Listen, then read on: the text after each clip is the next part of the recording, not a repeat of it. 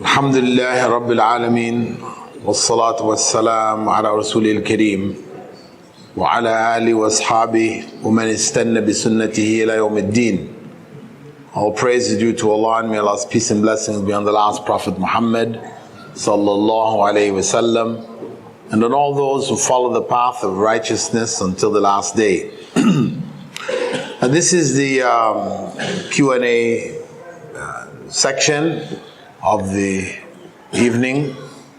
Inshallah, we'll take some questions from brothers, and also we'll take questions from sisters, which are being sent by text messages, and so everybody will get a chance to get their questions heard and hopefully, inshallah, answered.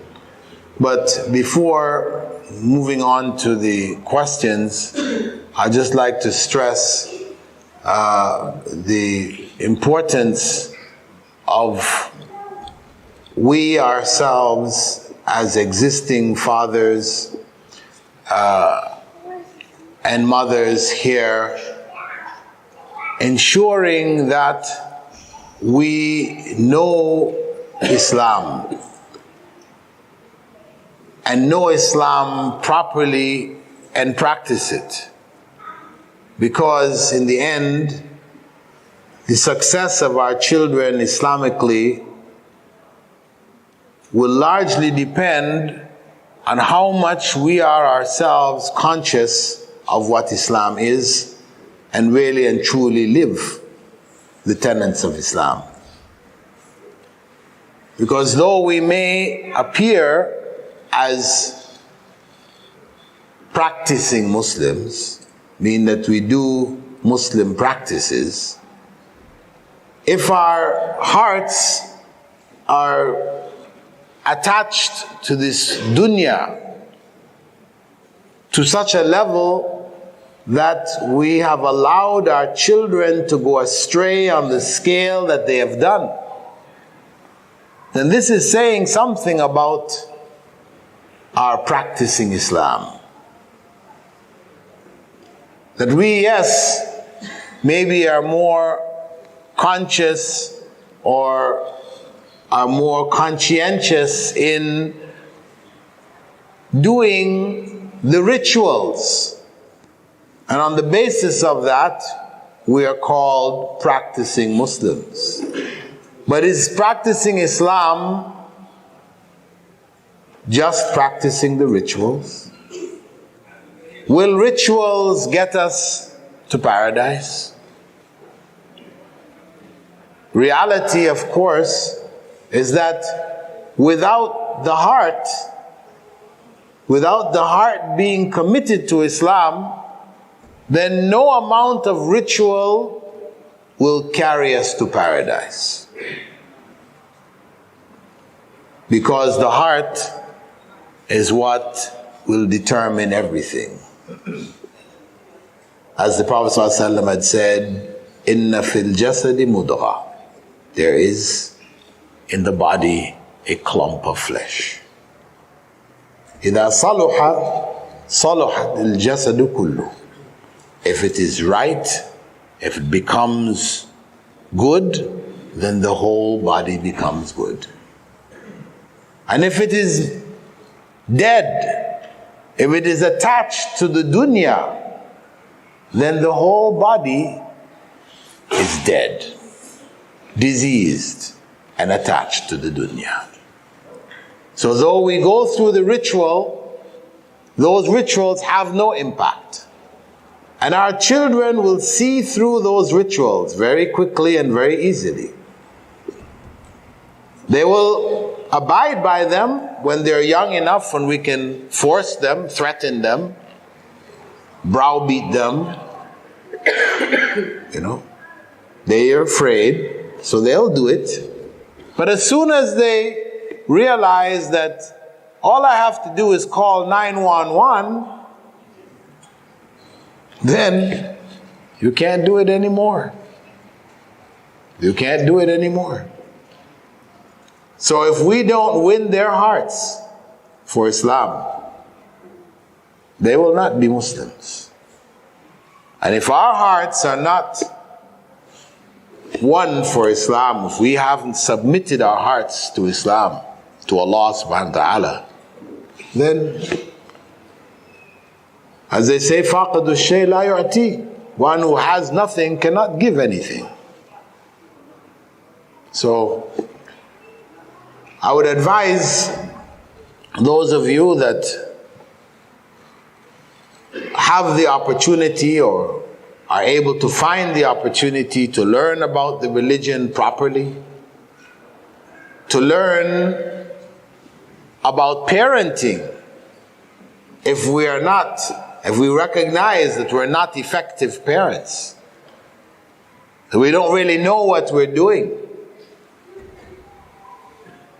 we don't know how to win our children over, how to guide them. We're just bumbling and fumbling and damaging our children on the way. Get help. فَاسْأَلُوا أَهْلَ الذِّكْرِ إِن كُنْتُمْ لَا تَعْلَمُونَ. That's what Allah tells us. Go and ask those who have knowledge if we don't have it. We shouldn't be ashamed to recognize our weaknesses and get help. Of course, first and foremost, we should try to get help from other Muslims. Muslims who are knowledgeable in those fields. But if we can't find any Muslims, even to go to non-Muslims, at least get some. Doesn't mean that because they're non-Muslims, they don't have any knowledge which can benefit us. Of course not. But we have to turn this situation around. Otherwise, we're doomed. And we represent here what is happening in the rest of the Muslim world. The problem is not really just confined here, to us here and now. We are carrying with us the same problems which exist back home. It may not be as obvious because the concentration of Muslims is greater. But the same thing is happening there too. Back home, it's happening in our own Muslim countries. So, among the opportunities that we may have for those who want to know more about Islam, we have a university set up called the Islamic Online University, which provides knowledge about Islam even in areas of child psychology, education. It's all brought together under the general banner of Islam. We hope that those of you that want to enlighten yourself, because you don't have the opportunity to learn Islam in a structured program, so you can learn it properly and pass it on, as opposed to attending a class, a circle, sitting with one person or another. Occasionally, Friday, you hear things, but in the end, what can you do with it? You're not learning in a structured environment. Everything else that is important to us, we learn it in a structured fashion. We'll go to a school. We sit under some experts, whatever. We learn in a structured way. This is how we really learn. If we're not in structured programs, then we are exposed to information, but we can't really utilize that information. So, the Islamic Online University, which has a diploma program where currently more than 100,000 students around the world are studying, free, absolutely free. Courses are available, access it. There is also a BA in Islamic Studies, which is virtually free. It is for less than nothing. And it is accredited. A means to study for those of you who want to gain better knowledge to benefit your families, this is an opportunity for you. Allah has made it possible, and I hope, inshallah, that you would take the benefit from it. There's a few pamphlets here for those people who are interested. After the lecture, you can come up and get them. Okay. You had a question? Bismillah, salatu wassalamu ala rasulillah, alhamdulillah. First of all, jazakallah khair for the beautiful topic that you brought up. You made all of us very scared. Inshallah, I just wanted to know, what are the mechanics to avoid at that specific age you were mentioning, on between 15 and or between 13 for girls, whatever age is it, that decade, to kind of be in front of that event before it can happen? What are the mechanics, what are the nasihas you can give to us so we can prepare for that? That age. Okay, brothers, question or request for some advice for how to prepare for that decade of rebellion where we have lost and are losing and continue to lose so many of our young people. Well, as I mentioned earlier, the starting point is our schools. You know, if we have a Muslim school here and we can't even fill it, there are vacancies in the school, even below the junior high, there are vacancies in the school, and we're not filling it. But even more importantly, as I mentioned, we need to have the high school and junior high functioning. We need to bring it back alive again. People spent money and time and effort to set it up, build it, and it fell. It fell due to a variety of different reasons. But simply because it fell, it doesn't mean we cannot revive it. You know, there are new administration, there's new efforts, new blood is coming to the community, whatever. We can bring it back to life again. That will go a long way, at least for those who are able to get into the program. It will go a long way to saving those. But of course, not everybody would be able to get in. And what do? Well, they also have to consider that period of junior high school and high school is so critical that we have to look at the alternative in front of us, which is homeschooling. It may seem to be something very formidable, that how are we going to do this? But reality is that there are thousands and thousands of families across Canada doing it. BC has one of the best homeschooling provided by the government, homeschooling programs with tutors and everything to help you teach your kids right at home. Save them from that circumstance. But Muslims don't even know it. You know, we don't even consider it. We're used to just dumping the kids in the school and say, inshallah. But we have to take an active part in educating our children and raising them. We have become inactive. We have to be actively engaged. And of course, we need to have this program running right from kindergarten all the way up. To try to catch them even in that last decade, if they're messed up in the 6 years before it, it's not that easy. But still, you have a chance. So better that than nothing. But technically speaking, what we need to do is all the way. Because that is the right of every Muslim child, that he or she be educated by believing Muslims. That's their right. When we put our children in the hands of non-Muslims, we have sinned. It is a sin. Those critical years when their minds, their personalities are being formed, and we put them in the hands of non-Muslims who are secular in their outlook.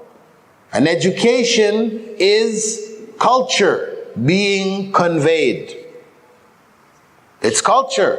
There's information, but it's mixed in, it comes in a cultural package. And that culture is a secular culture, a godless culture. That's what secular means. It sounds nice when you say secular, but in real terms, it's godless. A godless culture. So these are among the things that we have to do. Among them is, as I mentioned, this is sort of a repeat, we have to have functioning masjids.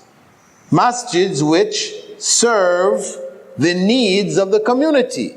If our biggest need is the loss of our youth in that decade, how can we get them back to the masjid? Because one of the 7 who are shaded by the throne is what? رَجُلٌ قَلْبُهُ مُعَلَّقٌ بِالْمَسَاجِدِ. The man, woman, whose heart is attached to the masjid. So how do we get that heart attached? We have to find ways and means of bringing them back to the masjid, that they will be attracted to the masjid. Now if you go to them and say, come to the masjid, there's a talk. They say, talk about what? What is it? What am I going to hear? Same old, same old. That's what I heard before when I was growing up. I don't need to listen to that stuff anymore. You know. But if you said, come down to the center and play some basketball or some football, they're coming to church. That's fun. So if that is what brings them, then we have to make that available. Use that channel by which to reach out to them and to educate them, to try to save them. They're doing that in other parts of Canada. In Toronto, alhamdulillah, the masjid I was in, Abu Huraira, they developed what they call the MBA, the Muslim Basketball Association. And they made up teams from all across the GTA, across the Toronto, and they played and they have championship and they've branched out. They have a branch now in Ottawa. They're going out to Montreal. And you can do it here too. And the boys will travel, they meet. And they're doing this within an Islamic framework. There are those who survived that period, who know what the problems are, who are their coaches, who are training them, etc. But when the time for Salah comes, the game stops, everybody prays. For them to go to play in the championships, the players who are chosen are those who regularly attended classes, because all the students are supposed to attend some classes on the deen. So there is that combination of sport and deen.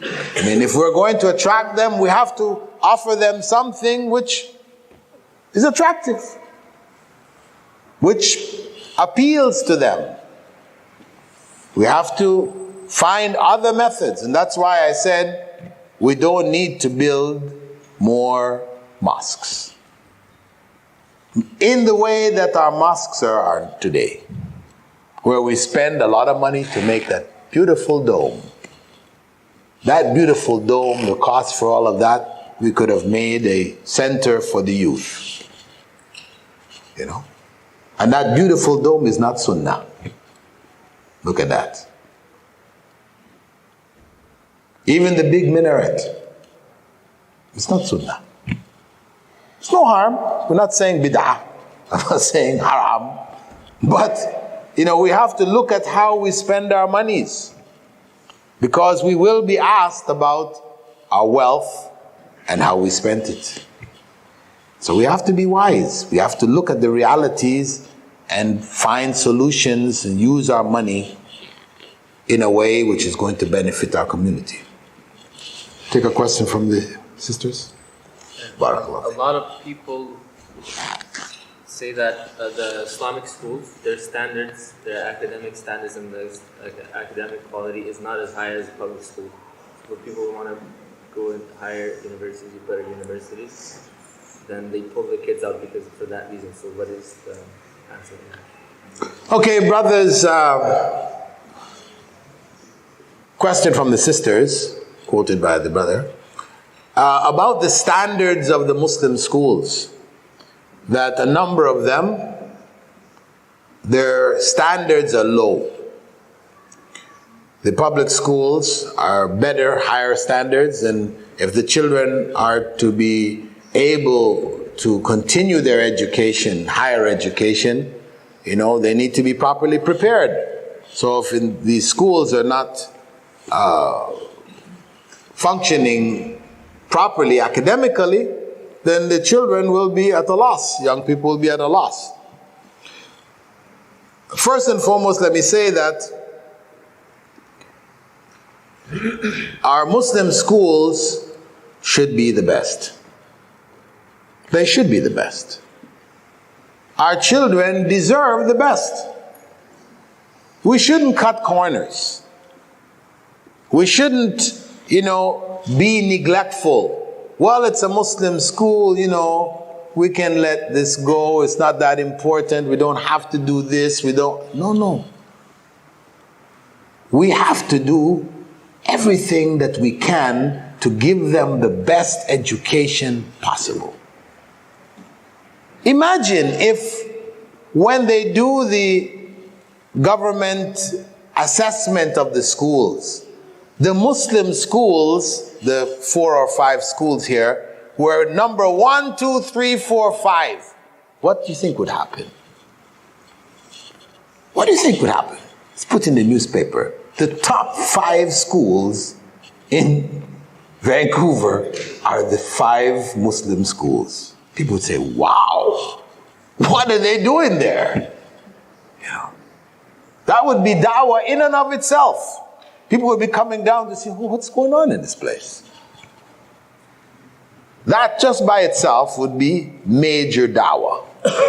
But besides that, our children deserve to have that. As the Prophet ﷺ had said, إِنَّ اللَّهَ يُحِبُّ مِنْ أَحَدِكُمْ إِذَا عَمَلَ عَمَلًا أَنْ يُتْقِنَهُ. Allah loves from each and every one of you, if you do anything, you do it to the best of your ability. That's what we should have, the best here for Muslims. So it is shameful, really, shameful that our schools have such a low standard that this would be an issue. It is shameful. Part of it goes back to people's view of the school. If we look at the school as a business,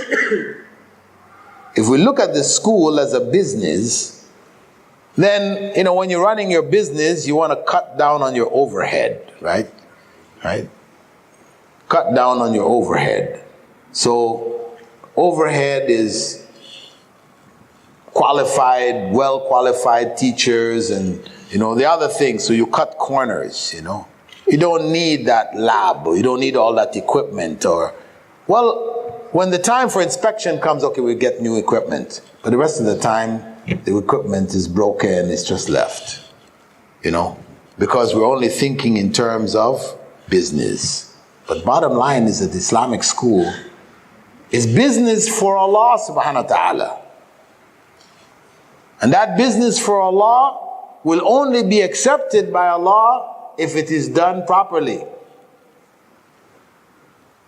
That's why the Prophet ﷺ had said you have to slaughter a goat. Don't slaughter the one that's blind in one eye and his horn is broken and, it's cheaper. But, you're slaughtering it for Allah subhanahu wa ta'ala. Giving thanks to Allah, you slaughter the good animal. Same way with our school, we sacrifice. We give the best for the sake of Allah. So we need to do that. But At the same time that I say that, on the other hand, just keep in mind that if our kids go to the Islamic school, which is inferior, but they come through with their Islam intact, they're better off than the child who we put in the public school system, whose Islam is destroyed, but his academics are excellent. We have to know what our priorities are. Not as a justification for inferior education. No, we said that should not be. We should be giving them the best. But even if we don't have the best, we have to understand that the best for our children is to be on the path to paradise.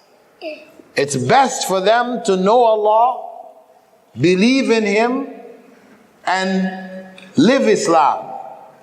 That is what's best for them. But when we say, I'm thinking of the best for my kids, that's why I'm pulling them out of the Islamic school and I'm going to put them in the public school, we have to question, what do you mean by the best? What really is the best? Have you really understood what is best? So, we have to work on both ends. And I'm not, as I said, saying that we should be tolerant of inferior education for our children. No. We should insist. As parents, we should put pressure on the administration to ensure that our kids are getting the best that we can possibly give them. We should. We, as parents, have that duty, have that responsibility. But oftentimes we don't take that parental responsibility properly. We see what's going on, we don't like it, we complain, we backbite, and we carry on in the back, but nothing gets changed. No, we have to act as a community and correct this, inshallah. We agree, okay, and for the time being, we accept the shortcomings of the academic issues while taking our kids to the Islamic school. But on the other hand, we see that the kids are not getting Islamic education either. You have non-Muslim teachers, so much so that in one case, a volunteer Christian missionary was hired to teach. You bring out the issue, the teachers are trying to very subtly show up the non-Islamic themes to the kids, like during the time of Valentine's, time of Halloween. And this is what the non-Muslim teachers are giving in Islamic school. When you come up and bring these issues to the principals and administrators, they just don't pay attention to your complaints. So well, the thing is that what our brother is raising is another problem which exists within the Muslim schools, where some Muslim schools are lax about what teachers may be doing. Non-Muslim teachers who are in the school, they may be involved in Valentine's and Halloween and other things which we know are un-Islamic, not permissible. But parents, when they complain, they're not getting any kind of, redress from the administration. This is a problem. Of course, it is problematic, but the problem is that when individual parents try to do this, is what's going to happen. Unless parents get together, then they represent a voice that has to be heard. That if you don't correct this, we'll pull all of our kids out at one time, Where there's pressure put on that the administrations comply. It should be. As the brother was mentioning, even in one school, a missionary, volunteer missionary was hired, was brought on, he came on voluntarily and was teaching in the school. This is something unimaginable. But it happened. And this is carelessness, right? But again, we the parents are permitting this to happen. As a famous Black American,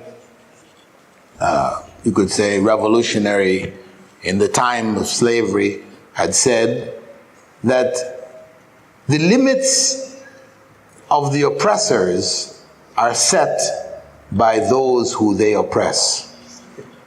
A very truthful statement. The limits of the oppressors are set by those who they oppress. Meaning, as parents, we set the limits. We tolerate, then they will do. So if we act, we will set those limits. We will cause them to back up and get things in order. If we keep quiet, we just grumble and mumble, and then they will continue and it will get worse. So we need to come together as a body. There should be a parents' association for the Muslim schools who can assess and look at problems and bring it as one voice to the administration that they must look at, they must address, will not tolerate. But some schools, they told me, one school told me, for example, I spoke to earlier today or was it yesterday, that in their school they have a clear policy. No Halloween, no Valentine's, no birthdays, and but even the non-Muslims are known, they know this is the rule, this is not in place. But the non-Muslim teacher says a parent came with a birthday cake. What am I supposed to do? I don't want to hurt the feelings of the parents, but the school policy is no birthdays. Parents are bringing this stuff, So we have problems which exist on both sides. But there is a solution. We can correct it. We can learn. But parents as a body have to come together. Concerned parents.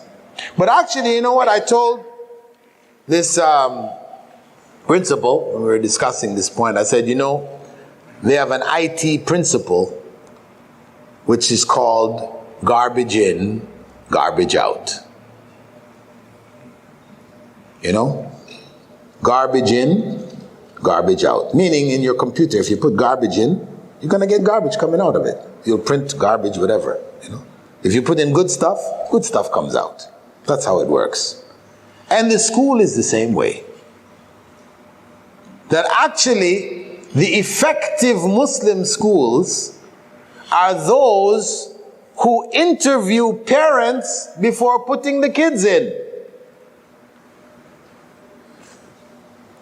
You know that? They interview the parents. So if the parents are not practicing, they say, don't judge me according to how I look, right? I like Islam. I'm not practicing, but I like it. I love Islam. But put my kid in the school. I got the money I can pay. Actually, putting that kid in the school is like a time bomb. Because at home, the family virtually are not Muslims in practice. All the garbage that the kid is receiving in the home, what do you think he's going to do? Bring it right into the school. That's what's going to happen. Some people say, but you're preventing these kids from getting a chance to learn the deen. When you do that, you're preventing those kids. But we say, look, we have a greater body and we have a smaller body. Yes, those kids will be denied the chance to get the education, but that is to protect the bigger body. So in reality, this is something Muslim schools have to think about very seriously. When you look at your numbers, fine all the way up to grade 6, and then 7 and 8 they're dropping. Why is that? because garbage in, garbage out. Most of those kids that are being put in there are garbage. So when the time comes, because think about it, if those parents were seriously concerned about the deen and raising their children Islamically, why in the world would they take the kids out in junior high? That's just unthinkable.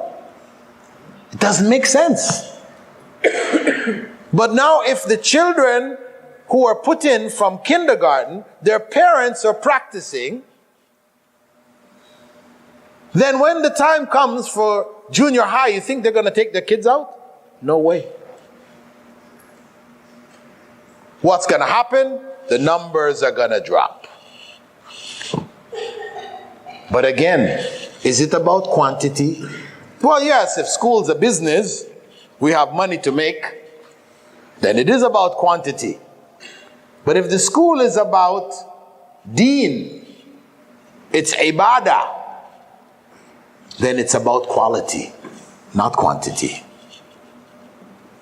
So this is a big thing, a big concept. But truly, the successful schools are those who follow that principle. You interview the parents. If they're not practicing, prepared to reinforce what you're giving the children in the school, then you don't need those kids. You don't need those kids, because whatever you teach them, when they go home, the parents are going to cancel it. Zero. You're going to lose. And they're going to bring back the negativity from the home right into the school. That's the bottom line. So for success, we have to think things out here now. Practically, yes, numbers and this thing, but we need commitment to the deen. If we want this to be successful, this can only be truly successful with committed Muslims. We can raise a committed generation. They may be less, but at least we have saved that generation.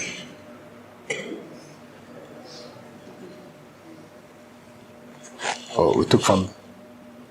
Do you recommend that Muslim families make Hijrah to raise their Muslim kids in a Muslim environment, in a Muslim country, and to where?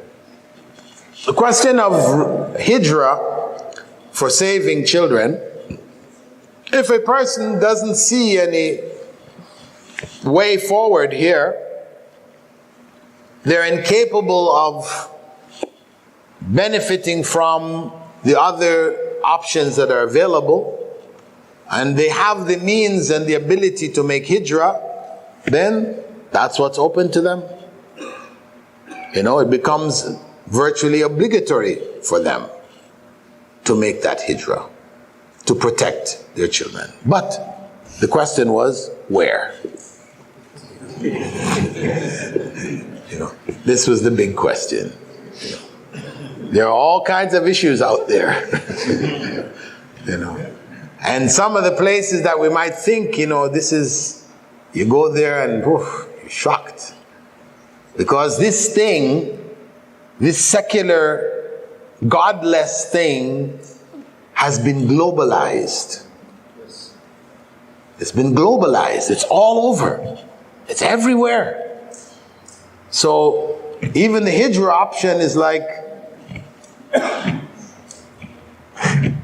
may Allah protect us. What rights do children have against parents? What rights do children have from their parents, which are due from their parents? Well, the first right, as I said, is that they need to be raised Islamically. That both of their parents are practicing true Muslims who married for the sake of Allah. And that the environment of their home be an Islamic environment, which is going to help them to practice Islam, to understand Islam, to love Islam. And while mentioning that, I should also mention that we have this other problem in our Islamic programs. Whether it is on the weekend, after school, and sometimes even in Islamic schools, that our children hate the Quran classes, the Arabic classes, and Islamic studies. They hate it. They don't like it. You have to drag them bawling and screaming to go to Quran class. Because those people who are teaching these subjects, these most critical subjects, are not trained teachers. They have inherited a legacy of abuse. Those of you who went to Quran schools when you were kids, you know what was happening. You know what you suffered. And this is all over the Muslim world. You know, everybody's laughing because it's everywhere. This is a disease which has permeated our societies. We can laugh about it, but it's really not funny. It's very sad. Very sad. We have to correct it. We have to change our standards to meet what is correct, what is good, what is better. We should not tolerate this kind of abuse any longer. I mean, there was in the newspapers maybe a month or so ago of one case where a kid was beaten to death because he was memorizing the Quran. Little kid about 7 years old. I don't know if you guys saw it. It was out there in the West. Beaten to death. This is madness. What they teach the non-Muslims, or in the non-Muslim systems, education, what they teach them, one basic principle for education that they stress to the teachers as they train them, they say to them, make learning fun. Stress it. Make learning fun. When learning is fun, the kids will love it. That's one of their rights. That learning Islam is fun. So they can love it. But if learning Islam is twisting your ear, bending your arm, stand up against the wall on one leg, you know. The chicken, I don't know if you know the chicken, right? You don't know the chicken? The chicken where you squat, right? You're not sitting on the ground, right? You put your hands below your legs and hold your ears. It's called the chicken. It's famous. Pakistanis developed it. You know? It's torture. It's torture. Right?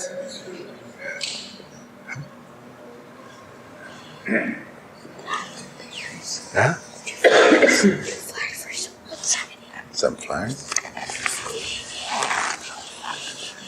So, this is among the rights of the children, that Islam be taught to them in a way which wins their hearts, that they love Islam because it's attractive, it was fun, and not something which they were forced.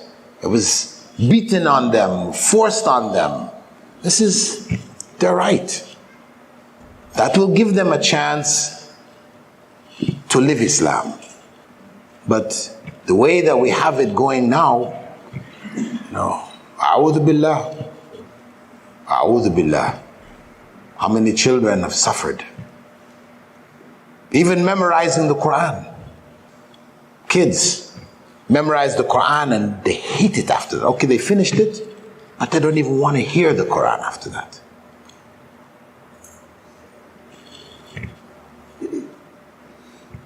May Allah guide us.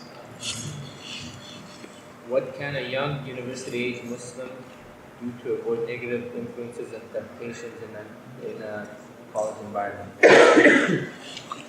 What can Muslims, young people, do to avoid temptation or the temptations of the college environment? Well, what my advice is, in general, that those people going to college have to be focused.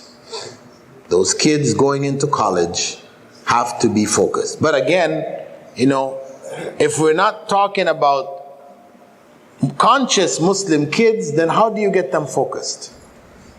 If they're not conscious. So we're talking about people who are conscious.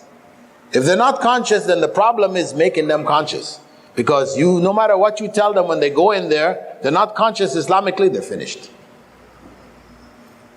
The university is the final stroke. What they call the coup de grace. Cut the head off. That's it, finished. I attended a conference after I came here the last time. There was a conference in Toronto.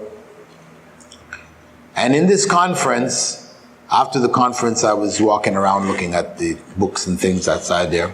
And this sister came up to me. And she had tears in her eyes. She came up and she said, "Assalamu alaikum." I said, "Alaikum salam."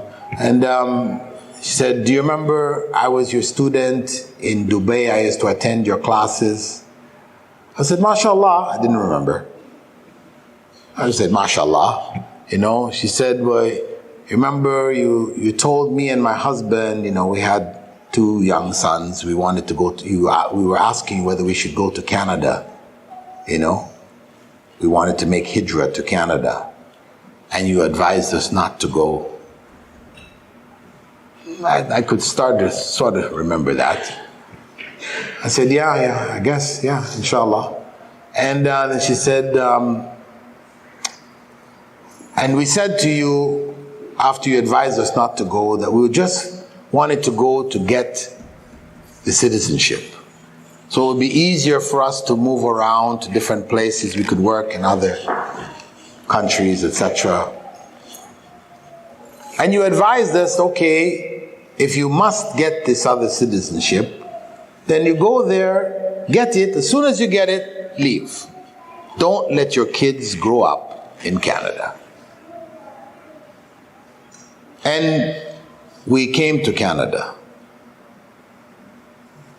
After we got the citizenship, life here felt so comfortable. So many things available. Free, health, OHIP, health and housing so nicely made, and so many things available in the society, so many opportunities. We just felt so comfortable, we decided to stay on. She said, this year, both of my sons, who I brought with me in Dubai, from Dubai, both of my sons graduated from University of Toronto, top in their class in physics and biology. Both openly denied the existence of Allah.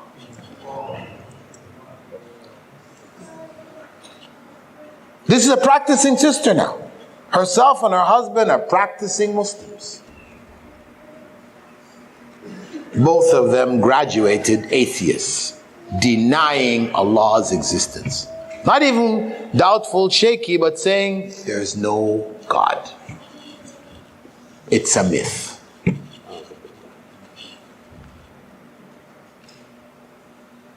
So, young people going into university have to be clear, focused in terms of what they're going in to study.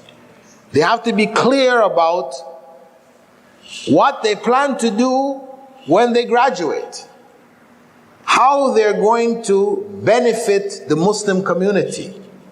We don't have enough teachers for our Muslim schools, so most of the Muslim schools have non-Muslim teachers. 50%, 60% non-Muslim teachers. This is a failure on our part. Why don't we have enough Muslim teachers?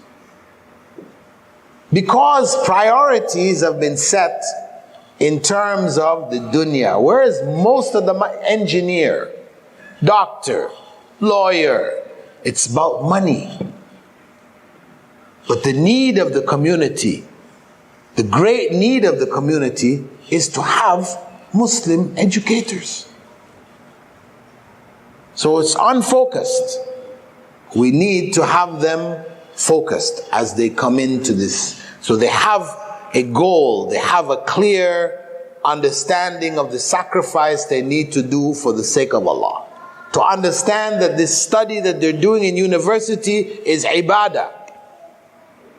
Man salaka tariqan yaltamisu fihi ilman sahhala Allahu lahu tariqan ila al-jannah. Whoever takes a path in which he or she seeks knowledge, primarily it's knowledge of the deen or knowledge to serve the deen, then Allah will make the path to paradise easy for them. That's what we have to make sure they're going in with that frame of mind. And then of course, that young person in college, they have to be careful about who they take as their friends. Because that's the other thing that's going to come, isn't it? The peer pressure, the friends that you keep. You know, you are who your friends are. You can judge a person by their friends. So very important that they understand that their close friends should be those who remind them of Allah. That is critical. If those close friends are deviated, corrupt, etc., then they will be corrupted. That was the example that the Prophet ﷺ gave of the perfume merchant and the blacksmith. Perfume merchant, you hang around with him, he is going to either give you a little bit of his perfume, or at least you go away smelling good from all those bottles that were opened. But the blacksmith, either he's going to be beating that iron, moving the bellows, sparks come out and burn your clothes, or at least you go away stinking of smoke. That's the least. In the West they say, if you lie down with dogs, you will get up with fleas. Yeah. Not as beautiful as the example of the Prophet ﷺ, but it's saying the same thing. So, the environment, who you take as your friends, are going to determine ultimately how you graduate. Choose your friends well, as the Prophet ﷺ said, you'll be raised on the day of judgment with your friends.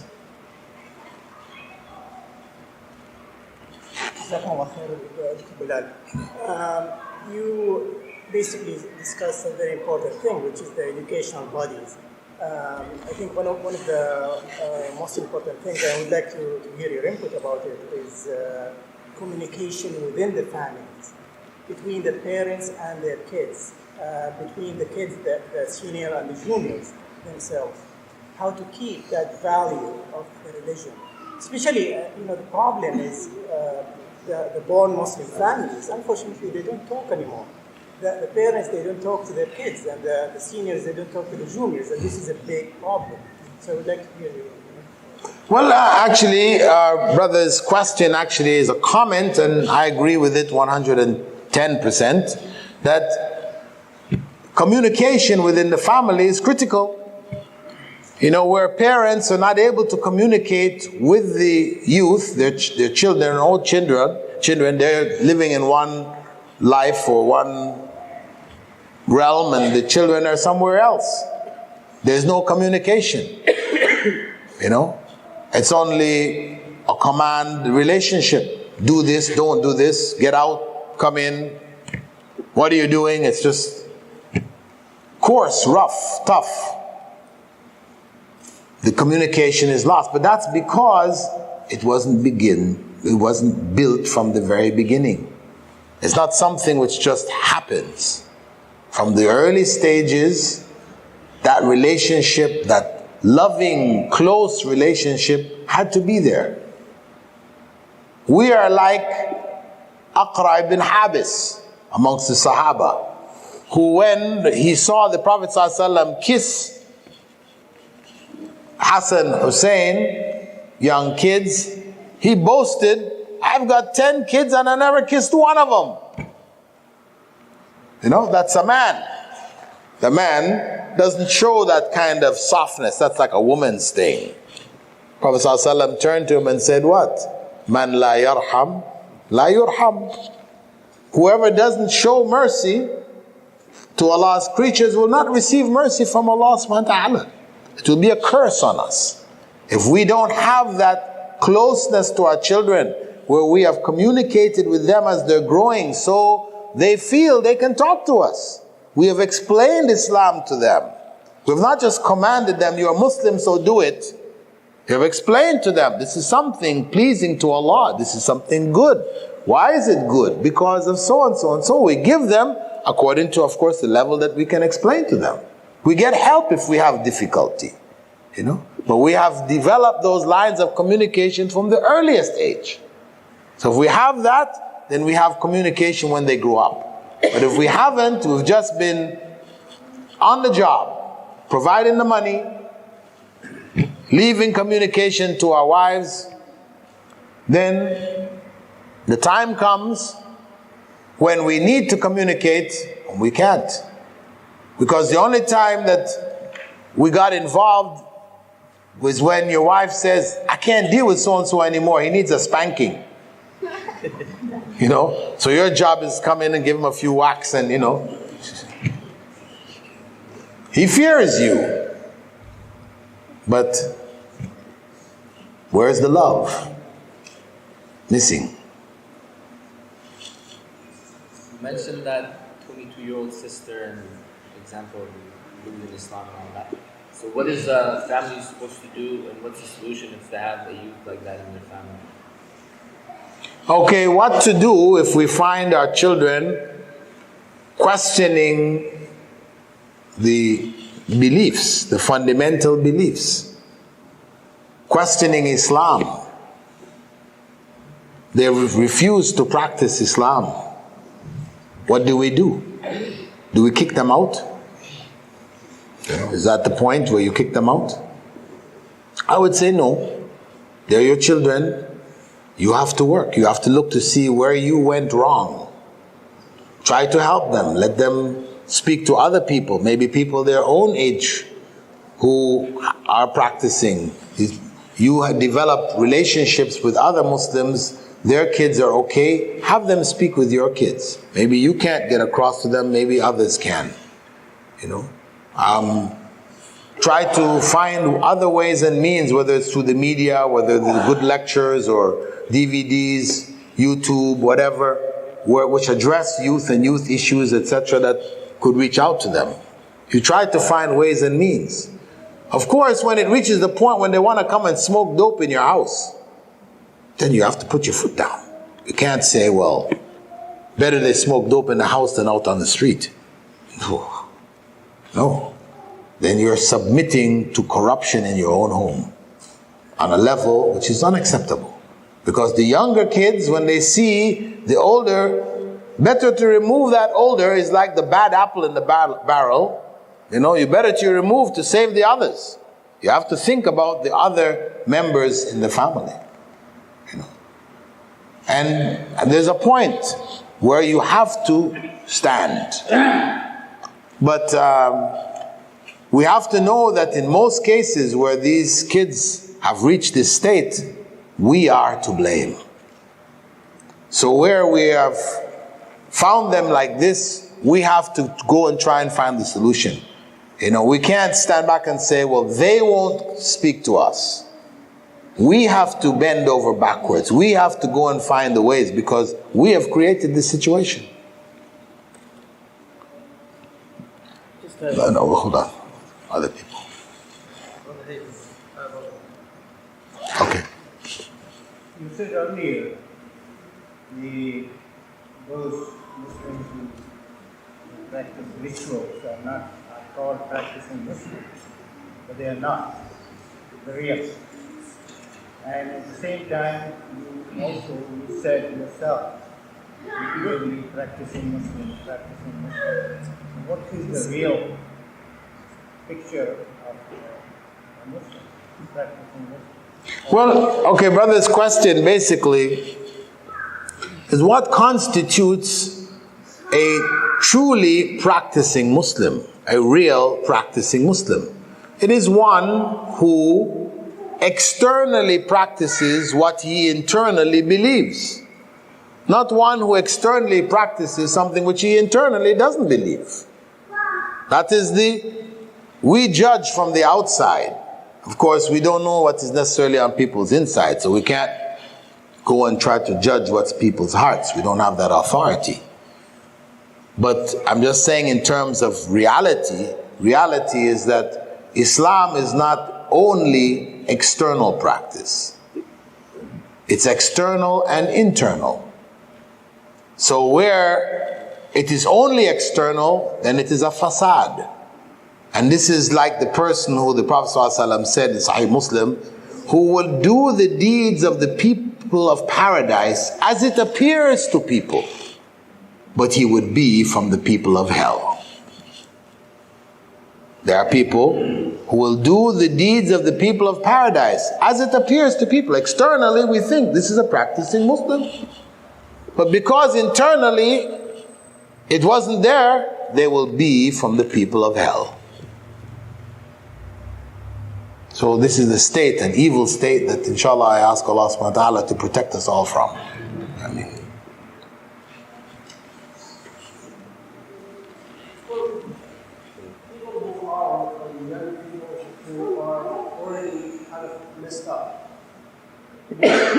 What would be that would be the responsibility of the masjid, what would be the responsibility of the parents? A little protection in places, but what can be done? What would be a practical solution? Maybe salah, maybe specific ibadah, what can we do to help those students? For young people who are already messed up, who recognize that they're messed up, because if they don't recognize that they're messed up, then there's very little you can do. But if they recognize that they're messed up and they want to change, they want to do something, then a lot can be done for them. For one, we can bring them back into the fold rather than keeping them at a distance. Bring them back into the fold, help them get necessary knowledge to improve and to understand what Islam is, get them counseling, people who are qualified counselors, not just, the imam or the muadhin. No, we need qualified counselors, people who are trained, who understand these type of problems and how to resolve them and help them to overcome them. But get them proper counseling to advise them, help them to find jobs, whatever, that they can slot in a way which is beneficial. We should have different Muslims who have businesses here, should have slots for Muslims to work with them. Maybe many people who do have businesses have mostly non-Muslims working for them. We have to consider this. That really, if you have a business and you need workers, the people who have the first right to work with you are Muslims. If Allah has blessed you with means, then the first people who you're supposed to help are the Muslims. It's not to say you may not hire non-Muslims, etc., but priority should be given to Muslims. So, by having ways and means by which the young people can be reintegrated into the community through work, counseling, education, and youth programs, then they can be brought back successfully. But if we don't have these programs, we don't have anything to attract or to hold the youth, even once you got them into the doors of the masjid, what's to keep them there? Then they will eventually just find their way back out again. Inshallah. A lot of Muslim kids say that their Muslim friends or their Muslim friends that go to Islamic school do worse things than their non-Muslim friends. So do they choose non-Muslims over Muslims because of this? Okay, I mean, I don't know how true this is, but the quote from the sister side is that a lot of the kids say that their Muslim friends are worse than their non-Muslim friends. So in this case, who should they choose as their friends? Well, obviously, we as parents must have failed. If we don't have good Muslim friends around us, then we are the cause of that situation. So the solution lies in us looking at our friendships, on what basis we have friendships, and changing it to the proper basis, which should be on the basis of Islam and Iman. If we have those kind of friends, then their children will be good Muslims. So our children's friends will be good Muslims. So it goes back to the parents, ultimately. Wa alaikum salam. How did we deal with the situation when we want to educate our children in Muslim school, or in that country there might not be any Muslim school,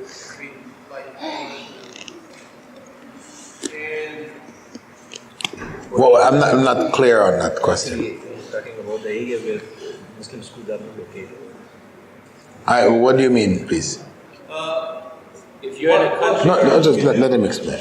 What could we do for educating our children in Muslim way or Muslim schools when we live in a country where there is not an elementary Muslim school, and in a country where some Muslim rights are forbidden, like hijab? Then you have to move. If you want to raise your children Islamically, and in the area that you are in, whether it is a supposedly Muslim country or whether it is a non-Muslim country, then what you need to do, if you're able, is to move to another area. This is where Hijrah is valid, for you to shift to another area where you can find a Muslim school where your children can go to Muslim schools. What if you can't move? If you can't move, then you have to consider homeschooling, teaching your children at home. This is something that Muslims have to take on very seriously, which has been neglected in the Muslim community to a large degree.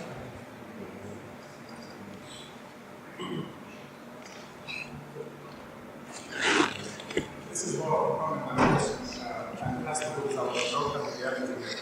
There are two methods that we already fortunately have our own brothers in this community. The first method is that Muslim schools are not. I can speak from my personal experience. My children, after I spent a lot of certified combined academic years in Muslim school. And I can say that Muslim schools, while they may not be number one, they are certainly not the last. And they are up there with schools, and even some of the public schools that many Muslims send their children to are not as good as our Muslim schools. That's number one. The second myth is that Muslim school costs money, costs a lot of money I cannot afford. Again, my experience with the school here as a parent, chair of the school board, a member of the school board, has been not a single family has ever been turned away from the school because of me. So these are two myths that has been propagated in our community, unfortunately. That's keeping people away, and exactly how helpful having brought this issue of Islamic education to our attention, because it is an important fact that we need to. Okay, brother, stressing the point that there are two myths that are commonly spread about Muslim schools as justification for not putting their children in Muslim schools or removing their children from Muslim schools. The myth that those students who are in the schools, the schools that they're studying in are in fact inferior to the existing public schools. Our brother, who is, I guess, directly involved in, had his own children in the schools and involved in the Muslim schools here, is saying that this is not the case, that though they may not be the best, they're still not the worst. That has its own issues. I still feel in my mind that, I do agree with those who say they should be the best. There's something wrong why they're not the best. Because we don't have the distractions that the non-Muslims have. They have all kinds of distractions. We don't have those distractions. So really our kids should be the best. Our schools should be the best. So there is, I'm not saying we are the worst, okay, I accept, as you say, but we shouldn't tolerate being just not the worst. We should still say, as parents, it should be the best. But that's not justification, as I said, for taking our kids out of school, or not putting them in the school, because, as I mentioned before, their iman is most important.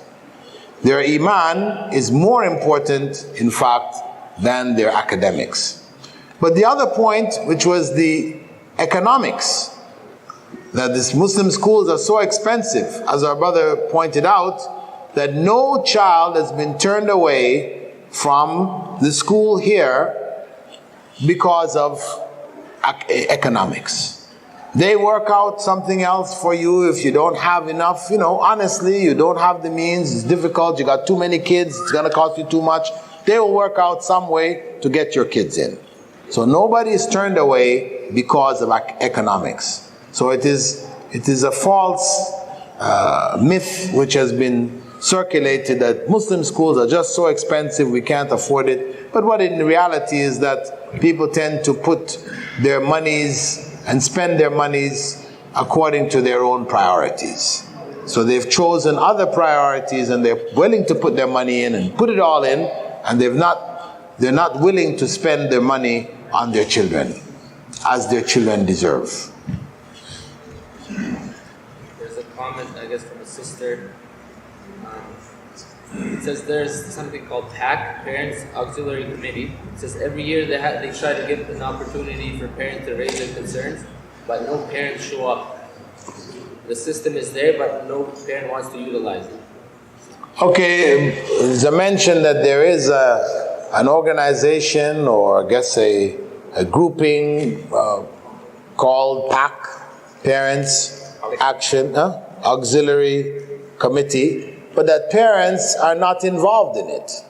They have an opportunity to utilize it to have some impact or influence on the school, but it's not being utilized. Of course, one has to look in to see why isn't it utilized. Was it because parents did come together and they tried to do something and there was no results? And after trying so many times, they say, well, what's the point? That's what we have to, we don't just judge it, we have to look to see what was the reason why the parents aren't involved. But I do know as a general impression in many of the schools that parents tend not to be very much involved in their children's education. I know that I saw that many places in Toronto where you had some schools where the majority of kids in the schools were Muslims, and parents could have made a difference.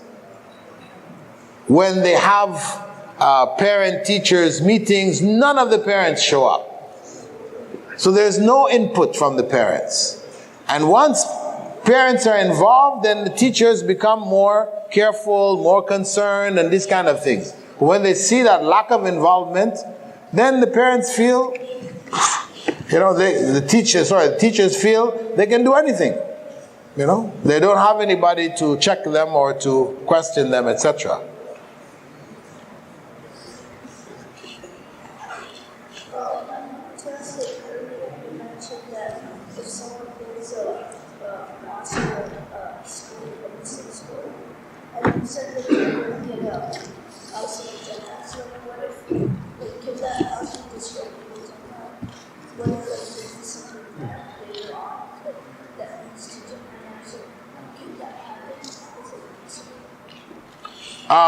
Question is that this is a young member of the community. How old are you? 12. He questions that if somebody builds a masjid and Allah builds a house for him in Jannah, but he turned out to be a bad guy, will his house be blown up? Well, truly, Allah is just. The house may have been built, but if he doesn't deserve the house, he's not going to get it. If he was a bad guy, he's not going to get it. And also, you have to think, if he was really a bad guy from the first instant, when he built the house, it really wasn't for Allah. The house of Allah, when he built the masjid, it really wasn't for Allah. It's so that he could have his name on the door. It says, masjid, so and so. His family. You have masjids like that, where the family name has to be in the name of the masjid. And so you say, what happened to lillah? For Allah. It's not really for Allah. So he doesn't get the house anyway. Okay. You made mention of in the Quran, somebody loved an ayah, like ayah to post, and it's been recited for a long time, and even some family members knows that that's what you normally like to recite, and they bought him a robe which they hang in his house. Does that imply like being a bid'ah, or you have to take the robe, or what you have to do with the robe, and especially with the emblems you say, like, even though some people get the emblem, but still they have the recitation in their heart. So what do you say to that kind of emblem or the robe that they hang in the house? Okay, brother's question concerning decorating the walls with Quranic verses. Somebody gives you a rug with nice calligraphy of Ayatul Kursi or whatever and hanging it on the wall. Basically you're decorating your wall with Quranic verses. It's like in the holy mosque in Mecca and Medina. Like the mosques in Mecca, Medina, and many parts of the Muslim world, What do we say about that? Well, it definitely isn't from the Sunnah. It definitely isn't from the Sunnah. And it's preferable not to do so. Because the masjid, you have to think, Prophet Muhammad ﷺ, when he got a cloak which was striped, nice colors, whatever, from Yemen, and during his prayer, it caught his attention. At the end of the prayer, he gave it away. He didn't want anything that would distract his attention. So even this practice of all the stuff on the floor here, prayer rugs which are all these designs and, pictures, and you're starting to pray and then the design starts to move on you and, this is not from the Sunnah at all. If you have a prayer rug, it should be just blank. But prayer rug, nothing on it. No Kaaba, no, these people. And that's why non-Muslims think we actually worship the Kaaba. So we have strayed in this matter, really. We've strayed in it to a good degree. We've lost the whole concepts of what is concentration in Salah about, and And we have been overcome by decoration, the love of beautification. And it's not to say Allah is beautiful and He loves beauty. Allahu jamilun yuhibbul jamal. It's true. But there are limits. There are limits.